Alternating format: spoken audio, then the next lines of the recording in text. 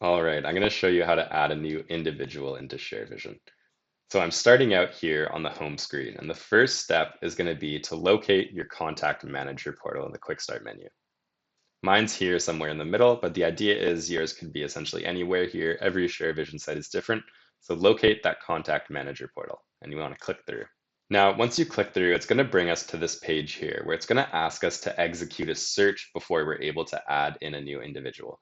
So you don't actually even need to fill anything out in the search bar. We can click that search button.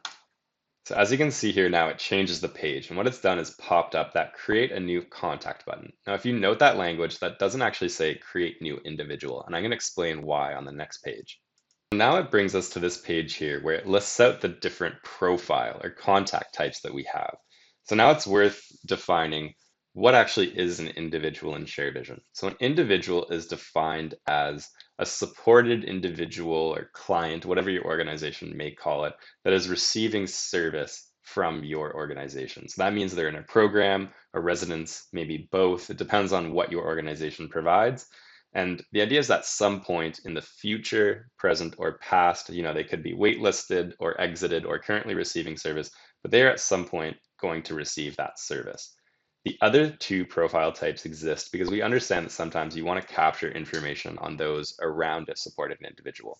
So an example of professional or general contact would be a physician, a family doctor, a mental health worker, or a next of kin or a legal guardian. Most importantly, what we want to define is that individual. So that's what we're going to be focusing on here. They are the most important parts. We're going to click through on that individual. Now it's going to bring us to this page here where it asks us for some simple information on their names. So we're going to do test person tester. That's an easy name, very inspired. We're going to click save. It's going to bring us to this page here, which is their profile information. You can see it lists out a ton of information here. And it's up to you as an administrator what you actually want to capture on your new individuals. Not all of these are mandatory. In fact, none of them are. A mandatory field is denoted by a red asterisk by the title. And you can see all of these are optional. So for now, for the sake of this test, I'm just going to leave it all blank and click save. What it now brings us to is the fact sheet. So this is more information that you're able to input on your new individual here.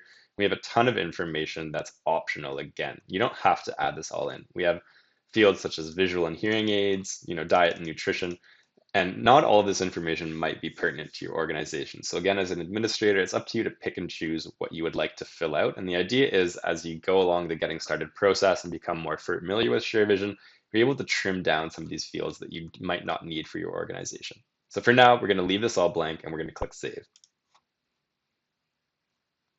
Now it's going to bring us to this page here, new contact, add to program or residence. So what we're going to do for the sake of this test is we're going to leave this on no. And for you in your early stages of getting started, when you're adding in a new individual, I would also like you to leave this as no for now. What we need when we're adding an individual into a program or residence is their program history start date. So we don't have that off the top of our heads now. So we're going to leave that as no. And you're able to go in at any time in the future and add these individuals into a program residence. So this isn't a big deal. This isn't your only chance. So we're going to leave this as no and click OK. That's going to bring us to this page here. And if you can see here, we have our person tester tester has been created. And we have this information here that we could have filled out that I left blank. We also see that we have this relationships.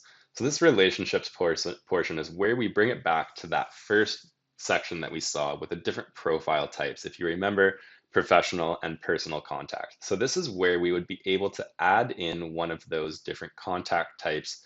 And to do so, we would go here and click add profile. Now this is going to bring us exactly back to the starting point. And what we would need to do now is add in professional or general contact, which again would be a doctor or a legal guardian. And once we create that, you can see here that the individual is checked. So when we create one, again, it's not going to behave the same as an individual itself. These are basically kind of shell profiles that are just existing to be related to that individual so that we have information on those who are working around with them. But for now, we don't need that information. That's only optional if you would like to capture that.